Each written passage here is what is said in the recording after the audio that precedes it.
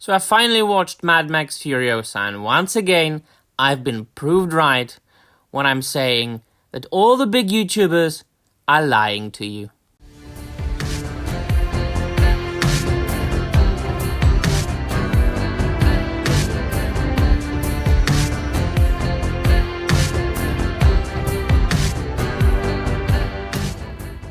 Wes, hi everybody, and welcome to another video. Well then, I finally seen Furiosa, my dear friends. It just came out on Max some time ago, I think. Well, I just noticed yesterday, so I saw it right away. And, well, this is both a review and a reaction to all the uproar and mayhem that it caused on the internet a couple of months ago. And it just made me think again about all the internet scene and all the reviewers, quote unquote, and the influencers. And I've been proved right once again because I've realized that all the people that were bitching about Furiosa when it came out in cinemas, and by the way, I regret missing out on seeing it in cinema because I would have enjoyed it thoroughly, because they either didn't watch the film when they reviewed it, or they just blatantly lied to you. Now, it all started before the film came out, quite obviously, a couple of months ago, them mostly crying, "Oh, it's another girl boss movie, we don't want a Mad Max film without Mad Max." Well, first and foremost, I distinctly remember everybody praising Furiosa when she appeared in Mad Max Fury Road. She was one of the female protagonists or characters that were praised, along with Ellen Ripley and Princess Leia and Dana Scully from The X-Files.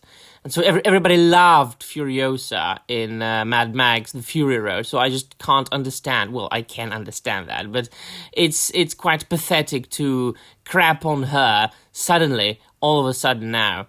And then Mad Max without Mad Max. Well, Mad Max is in the film. It's a short micro cameo from the distance, but he is in it. So, like, technically, you're not right. And then this film is called Furiosa, a Mad Max saga. So it's a film from the Mad Max universe. And it once again made me think, so what do you really want? What do you really want? My dear big YouTubers, do you want new things or do you want old things? Let me explain. So we can't have new original things because it craps on the original. And I am all about sticking to the source material and staying true to the lore, so on and so forth. But Mad Max is something completely different than, for example, Tolkien that I talk about so much. Can't you understand the difference? There is a difference, and there will be people in the comments, "But you are the same, you are talking about War of the Rohirrim, and there being Hera, Yes, because the War of the Rohirrim is supposed to be an adaptation of a couple of paragraphs in the appendices to The Lord of the Rings, in which the character of Hera only appears as a mention without the name. It's based on something that somebody wrote decades ago and that refers to something specific. This was made by George Miller, by the original creator, Furiosa. It's not adapting anything. It's a prequel to a slight reboot to an original Mad Max franchise. So, we have to learn to see the differences, the nuances. Not everything's just the same. I will not bow down to your constructed culture war, whatever you think you want to do. And so, this is just a good film, quite simply said. And about Furiosa being the girl boss, it's really not about that. And that made me realize that very few people who have criticized it actually saw the film. Because it's hardly about Furiosa for the first three quarters of the film. The first 3/4 of the film is mostly scenes of the people in the wasteland waging wars with each other, trying to survive in this post-apocalyptic reality. We are venturing from one bastion of humanity to another, whether it be the oil station, or whether it be the keep in the desert, or whether it be the nomads there. I forgot all the official names of the bastions and of the groups, but we see Furiosa from time to time, be there, do things, being first a little girl, trying to survive in one group of people or another. It mostly focuses on the character, of Chris Hemsworth and the other leaders of the survivors there. And then there is the character of Tom Burke, who basically becomes the mentor of Furiosa, and he teaches her everything that she knows later. And so she's much bigger, like girl boss in Mad Max Fury Road. And actually, I think she's got much bigger screen time in Mad Max Fury Road than she had in Furiosa here. So we only start focusing on Furiosa in the third of the film, where she actually becomes what we know her to be. And even there, her screen time is divided between her and the character of the Praetorian Jack by Tim Burke, who actually is my favorite character from the film. And the film itself, standing on its own, is a very well made, very well crafted film. Post-apocalyptic, kind of a sci-fi-ish film about, people surviving in the wasteland, waging wars with each other. That precisely what you would expect from this kind of film. The camera was very good, and I believe, from what I could see, there's a lot of practical effects. A lot of sets, a lot of shots in the desert. There's a very little CGI used, I would say, from what my eyes could see.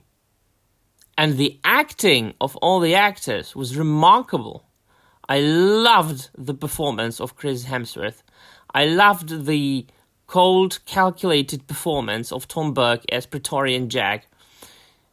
And I can't really say anything about Anna Taylor-Joy, and her performance as Furiosa, because she was in that film so little. And she barely had any dialogue in the film. Now, she might have a couple of more lines than Arnold Schwarzenegger had in the first Terminator. I mean, she did a good job. She was a good Furiosa, a good actress. She was a good, kid of, in a coming-up story.